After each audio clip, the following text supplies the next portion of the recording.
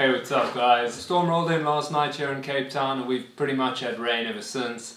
I was going to mission out this morning, go for a little ride and stuff, but I haven't been able to get out yet.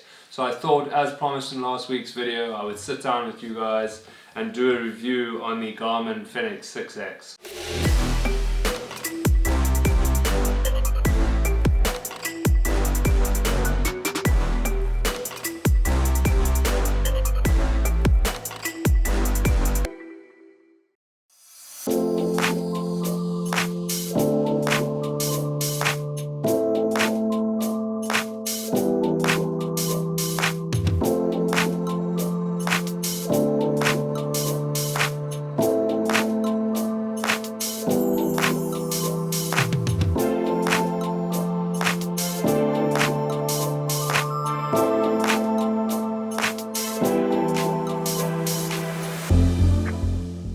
Now this is a watch I've been using for the last couple of months, and the reason why I'm making this personally is because I've been trail running, mountain biking, and for the last couple of years I've been using the Fenix 5. I used that for 2 years. It ended up breaking during one of the biggest races that I did, and I'll go over that story at the end of this video.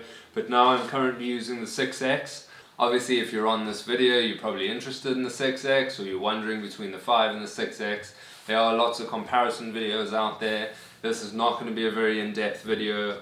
I'm not going to go over everything, but I'll just tell you personally just a couple of things that I've noticed in between having the 6X and my older Fenix 5. So the Fenix 5, what happened was the Fenix 5X was the one that was the top end, that had the maps and all of that stuff on it, and the other Fenix versions, the base models like the one I had, even though it was sapphire, it didn't come with maps. It had a smaller bezel and that was about it. Then they made one more slightly smaller version, but it was still the base model.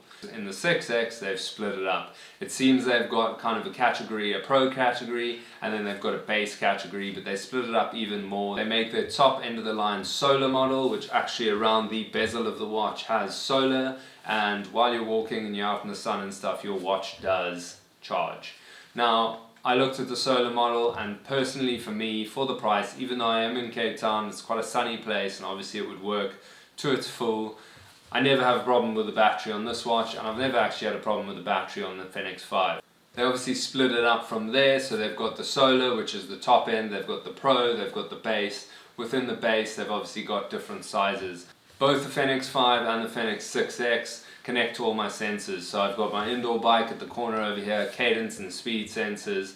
I've got a run pod that fits kind of to your shoes. Both versions, if you are kind of wondering which version, both versions have connected very well. Heart rate monitors, triathlon heart rate monitors. I've used them in the pool and all that stuff, and both have worked pretty well. The battery life of this 6X has been very much improved. It has got different modes, so you can set different modes of battery. So say you're going out on an ultra long run, you can kind of create your own custom profile for that. You can switch things like music off, you can switch the screen brightness and all that stuff. You can switch apps and devices and GPS and everything on and off, and that obviously then shows you an output of how much battery you have left.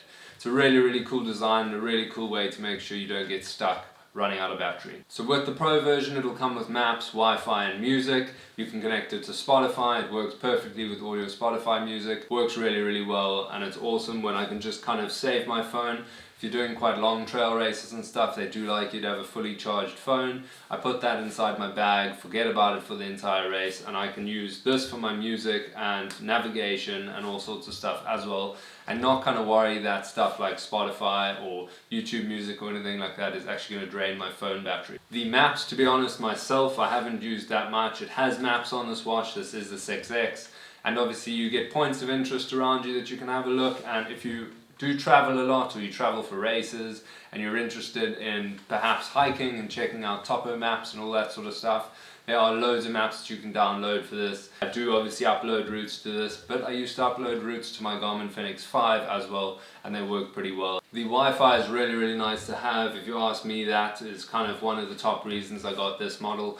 It connects well to my phone. When I'm within the location of my home Wi-Fi, it updates all my stuff. It pushes it to Strava, and from Strava it pushes it everywhere else. So I can get all my data, I can make sure it's uploaded to my phone. I don't have to kind of go to the computer and plug it in and upload everything. So for me, Wi-Fi was really important. They have, as you can see in the menus, they've changed the menus, so they've made kind of a minimized version of each, so you can see each one and then you can dive a little bit deeper into each one. That was previously different in the Fenix 5 model, and you basically just had a full screen of each one that you could kind of scroll through.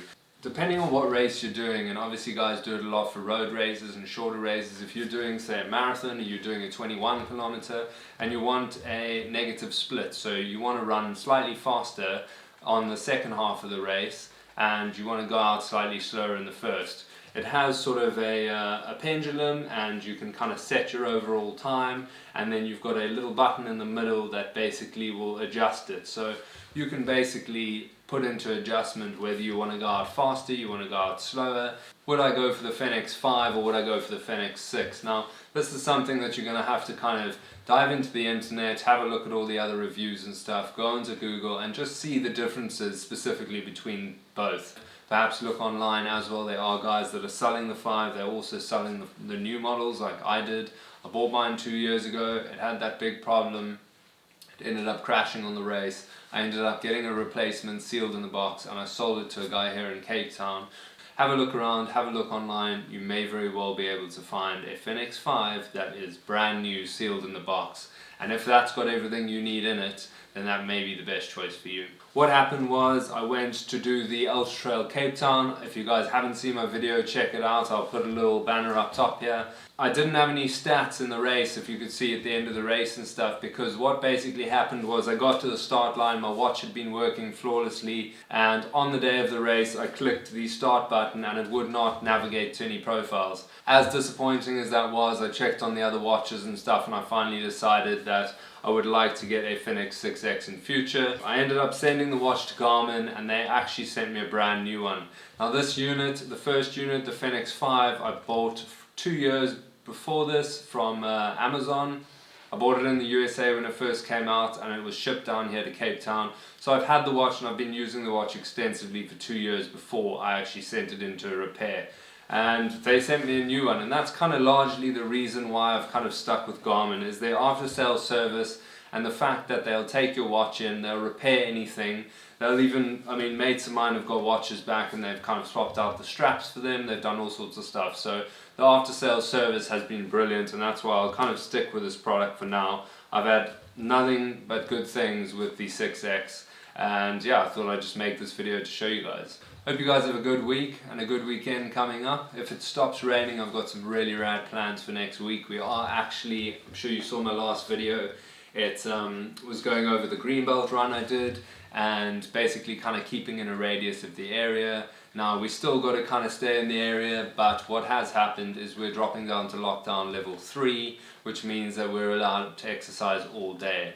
So I've got some pretty cool plans coming up and I've got some pretty long runs coming up that I'm going to film and I'm going to take you guys with. So definitely subscribe and hit the bell notification button, it'll notify you when the video is up.